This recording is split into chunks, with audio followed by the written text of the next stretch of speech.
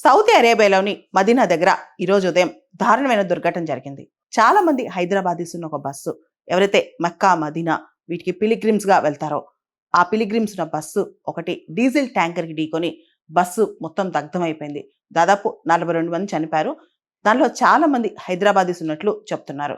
ఇప్పటికే తెలంగాణ ప్రభుత్వం, Indian government ఈ రెండు కూడా యాక్షన్లోకి దిగాయి. అంతేకాదు అక్కడున్న మన ఎంబసీస్ తో కూడా కాంటాక్ట్ లో ఉన్నారనమాట. ఈ బస్ అనేది మక్కా తర్వాత మదీనాకి ప్రయాణం చేస్తుందంట. ఆల్మోస్ట్ మదీనా దగ్గరకు వచ్చిన టైంలో ఒక డీజిల్ ట్యాంకర్ కి ఢీకొంది. అర్ధరాత్రి పూట జరగడంతో చాలా మంది ప్యాసింజర్స్ నిద్రపోతున్నారంట.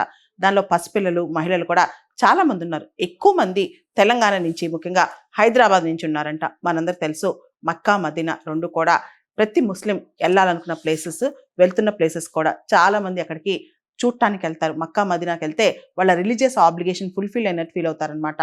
మనకి ఖురాన్లో చూస్తే గనక 5 పిల్లర్స్ ఆఫ్ ఇస్లాం అంటాం. దానిలో 5th పిల్లర్ హజ్ యాత్ర అనమాట. అంటే ఖచ్చితంగా కంపల్సరీగా మక్కాకి వెళ్ళాలన్న హజ్ యాత్ర. మనం చూస్తే షహాదా, సలా, జకత్, సామ్, హజ్ అని 5 ఉంటాయి. మనకి ఖురాన్లో చూస్తే 5 కార్డినల్ ప్రిన్సిపల్స్ ఉంటాయి. అంటే 5 ఆబ్లిగేషన్స్ ఉంటాయి అనమాట. ముస్లిమ్స్ ఖచ్చితంగా అది పాటించాలి. మొదటిది షహాదా, అంటే ఫెయిత్, నమ్మకం కలిగి ఉండాలి. ఒక దేవుడని నమ్మకం ఉండాలన్నమాట. ప్రొఫెట్ మహమ్మద్ యొక్క టీచింగ్స్ ని ఫాలో అవుతుండాలి. రెండోది సలా. సలా అంటే రిచువల్ ప్రేయర్స్, అంటే ప్రతిరోజు 5 సార్లు ప్రే చేస్తారు కదా, అది ఖచ్చితంగా అదే దాన్నే సలా అంటారు అనమాట. తర్వాత జకత్. జకత్ అంటే చారిటీ చేయాలి. తర్వాత సామ్. సామ్ అంటే రంజాన్ పీరియడ్ లో ఫాస్టింగ్ ఉంటాం. అన్నిటికన్నా ముఖ్యమైన వీటిలో 5వది హజ్ యాత్ర అనమాట. ఖచ్చితంగా మక్కాకు వెళ్లాల్సిందే ప్రతి ముస్లిం. ఎవరైతే ఫిజికల్ గా, ఫినాన్షియల్ గా ఏబుల్ గా ఉన్నారో వాళ్ళు ఖచ్చితంగా హజ్ యాత్ర చేసి రావాలని చెప్పి ఖురాన్ చెప్తుంది అనమాట. హజ్ అంటే చేసిన పాపాలన్నింటినీ ఫర్గ్యూనెస్ చేసుకోవడం. అక్కడ దాకా వెళ్ళి ప్రాఫెట్ మహమ్మద్ టీచింగ్స్ మీద నమ్మకాల్ని మళ్ళీ వ్యక్తపరచడం అనమాట. ఈ హజ్ యాత్ర కంపల్సరీ అందరూ ముస్లిమ్స్ చేయాలని ఉంది. అయితే ఇప్పుడు ప్రస్తుతం మాత్రం వీళ్ళు వెళ్ళిన యాత్ర, ఎవరైతే హైదరాబాద్ ముస్లిమ్స్ ఎక్కువ మంది వెళ్ళారో, ఈ బస్ యాక్సిడెంట్ గురయ్యారో వాళ్ళు వెళ్ళింది ఉమ్రా అనమాట. ఉమ్రా అనేది కంపల్సరీ కాదు, ఖచ్చితంగా వెళ్ళాలని కాదు, అది వాలంటరీ. ఎవరికి ఇష్టం వచ్చినప్పుడు వాళ్ళు వెళ్ళొచ్చు, ప్రతి సీజన్లో వెళ్ళొచ్చు అనమాట. అయితే ముస్లిమ్స్ ఎవరైతే ఫర్గ్యూనెస్ ఎక్కువ కోరుకుంటారో వీళ్ళందరూ కూడా ఖచ్చితంగా ఉమ్రాకి వెళ్ళి రావాలని చెప్పి చెప్తా ఉంటారనమాట. అయితే ఈ ఉమ్రా పిలిగ్రిమేజ్ లో భాగంగా మెక్కా నుంచి బయలుదేరి మదీనా వెళ్తున్నారు. మెక్కాలో రిచువల్స్ పూర్తి చేసుకుని మదీనా వెళ్తున్నారు అనమాట.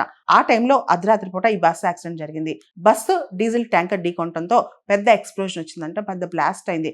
దానిలో చాలా మంది నిద్రపోతున్నారంటే రాత్రిపూట కాబట్టి వెంటనే ఎస్కేప్ కూడా కాలేకపోయారు. చాలా మంది చనిపోయినట్లు కూడా నిర్ధారణ అవుతోంది. ఇక్కడ హజ్ యాత్రకి ఉమ్రాకి ఉన్న తేడా మనం తెలుసుకోవాలి. ఇస్లాం లూనార్ క్యాలెండర్ లో 12 నెలలు ఉంటాయి. లాస్ట్ నెల పవిత్రమైన నెలగా చూస్తారనమాట. ఆ టైంలో వెళ్ళిందని హజ్ అంటారు, మిగతా టైంలో వెళ్తే దాన్ని ఉమ్రా అంటారు. హజ్ యాత్రకి వెళ్తే ఆ రిచువల్స్ కోసం కనీసం 5-6 రోజులు మక్కా మదీనాలో ఉంటారనమాట.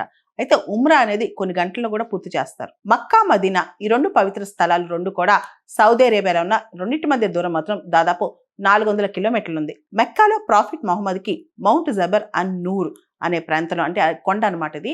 ఈ కొండపైన ఆయనకి ఫస్ట్ గాడ్ రివిలేషన్ వచ్చిందంట 610 సిఈలో. ఆ తర్వాత ఆయన 622 సిఈలో మెదీనాకి వెళ్ళిపోయారంట, మైగ్రేట్ అయ్యారంట. అప్పటి నుంచి ఇస్లామిక్ క్యాలెండర్ స్టార్ట్ అవుతుందంట. మక్కా సిటీ ఆ సిటీ లోపలికి నాన్ ముస్లిమ్స్ కి అసలు ఎంట్రీ లేదంట. అయితే మెదీనాలోకి మాత్రం నాన్ ముస్లిమ్స్ వెళ్ళొచ్చు. ఆ మెయిన్ మాస్క్ చుట్టుపక్కల తప్పితే మిగతా ప్లేసెస్ లో నాన్ ముస్లిమ్స్ వెళ్ళొచ్చు.